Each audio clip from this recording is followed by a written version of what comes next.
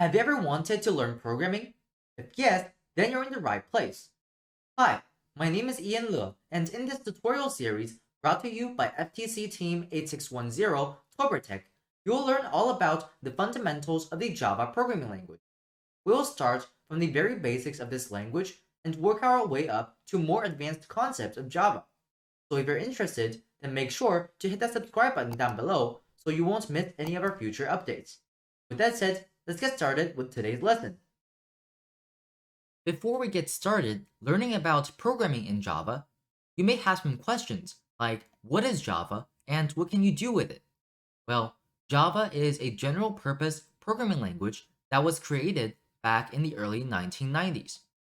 A few decades later today, billions of devices around the world run Java. As to what you can make with Java, well, many things, including mobile applications, especially those on Android. You can also handle big data and create web applications using Java. In order to write and run Java programs, we will need a code editor and a Java compiler.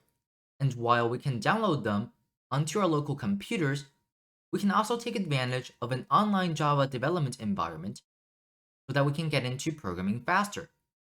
Feel free to use any editor that you find online, though I'm going to use Replic's Java editor. And the link to this website will be posted in the description of this video, so you can click on that and it will bring you to a screen that looks something like this. Feel free to sign up so that you can save your programs in files and more, though I'm going to stay signed out since some of you may not want to create an account for this. So this is our editing environment. Notice how it says Java here. That's because Replit also supports other languages like Python and JavaScript and C++. You want to make sure that you have selected Java so that we're writing a Java program. On the left side of our screen is the editing window. Here, we already have 5 lines of code, which serves as a starting point for our programs. And after we have written our program, we want to click the Run button right here, and the output of our program will be displayed on the right side of our screen in the output window.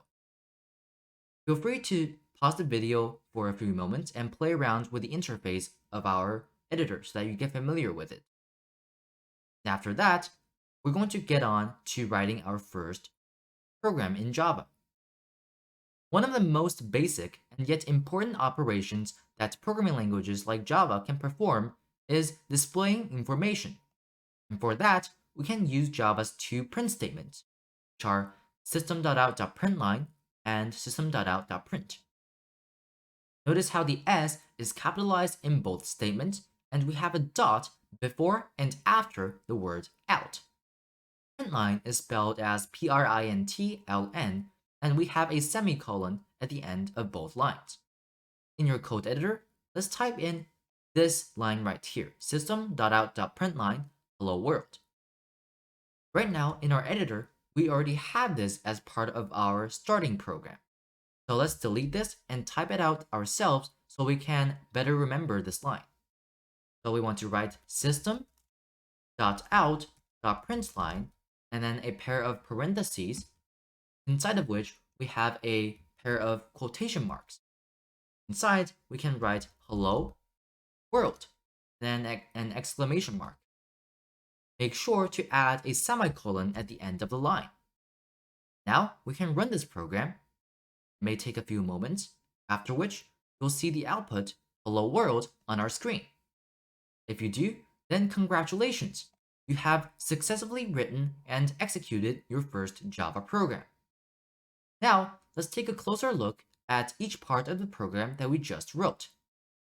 For now, let's not worry about those 2 lines of our program, since this is defining a class called main, and this is defining a special method called main as well. We'll talk more about methods and classes later on in this course. Right now, let's just ignore those 2 lines, while knowing that they have to be present in our programs. Let's focus on line 3, which is system.out.println hello world. System.out.println is a method that allows us to print information onto the screen. Inside of this pair of parentheses, we have hello world, with a set of double quotation marks around it. And that is known as a string, which is a data type in Java. We'll talk more about strings in a later lesson when we talk about data types. Right now, just know that this is a plain text that is able to be printed out onto our screen. At the end of the line, we have a semicolon, which marks the end of a statement. Right now, don't worry in the slightest if you don't understand any of the terminologies above, since we'll be learning more about each as we continue on in this course. The difference between the two print statements, system.out.println and system.out.print, is that println moves the cursor to the next line after printing out the message, while system.out.print keeps the cursor on the same line. Right now, we're using system.out.println with the ln here. If I get rid of this and run the program, you'll notice that the red triangle here is on the same line as hello world. That is because after this exclamation mark, there is no new line character added like print line. So those two are on the same line now. We can also write multiple lines of print statements in our program. So let's write system.out.println line 2 and make sure to add the semicolon at the end. And if I run this program, we'll actually only get one line of output. That is because our first line in our program, print, is not going to add a new line after this. So this is going to be on the same line as line 2, as we can see in the output right here. If we want to make it so that we have two lines of output, we want to write print line on both lines. So here, if I run this program, we'll get hello world on one line and line 2 on the other. Now, let's practice what we have just learned about print statements by displaying a short introduction about yourself onto the screen. And try to use a combination of both statements. So pause the video for a few moments and try to write this program out yourself.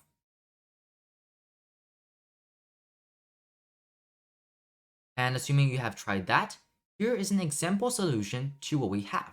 So system.out.print, hello, and system.out.println, this is a sample introduction written in Java. Take a guess on whether this is going to output one line or two lines of output when we run the program. If you said one line, that is correct, because print is going to keep the cursor on the same line when we print out the second line. So it's going to print out hello, and then immediately, this is a sample introduction written in Java. Let me actually copy this code and paste it onto lines 3 and 4 in our program. And now, if I run this program, we will see that we get one line of output, hello, this is a sample introduction written in Java. To summarize today's lesson, good job, you have successfully written in Java. And this is your first programs, so that your code may seem somewhat primitive and simple right now. So rest assured that our programs will become increasingly complex and useful as we learn more about programming in Java. And that's it for the first video in the Java Basics series. If you found this video helpful, then don't forget to like and share this video and subscribe to the ToborTech YouTube channel. If you have any questions, then feel free to leave them down in the comments section below, and our team members will be more than happy to help you out. With that said, thank you very much for watching, and we hope to see you in our next video.